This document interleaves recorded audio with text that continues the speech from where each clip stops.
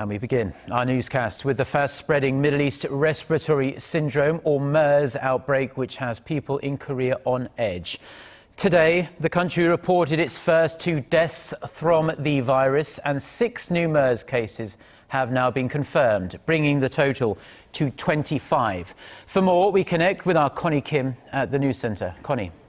Well, Mark, the rapid spread of the MERS virus is raising anxiety and putting health authorities on high alert.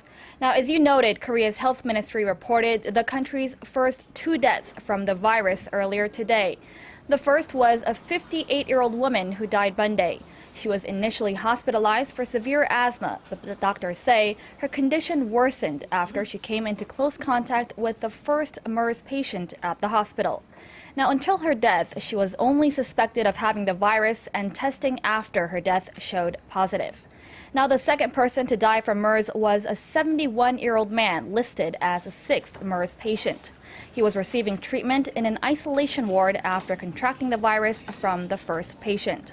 Now, 6 more people have been confirmed to have the viral disease, bringing the total to 25. But what's even more alarming, Mark, is 2 people were found to have contracted the virus from a secondary infected patient. All other patients confirmed to have MERS contracted the disease from the first MERS patient. And Connie, the spread of the MERS virus has understandably unnerved quite a lot of people here in Korea.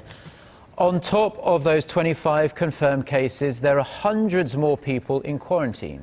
You're right. Well, Korea's health ministry said 682 people who have had contact with MERS patients are isolated in their homes or in quarantine facilities to prevent the disease from spreading. Now, the number of people under isolation has increased more than 5-fold over the past 2 days. And Mark, you might also remember the person with MERS who traveled to China. He's since been diagnosed with the disease and is now under quarantine there.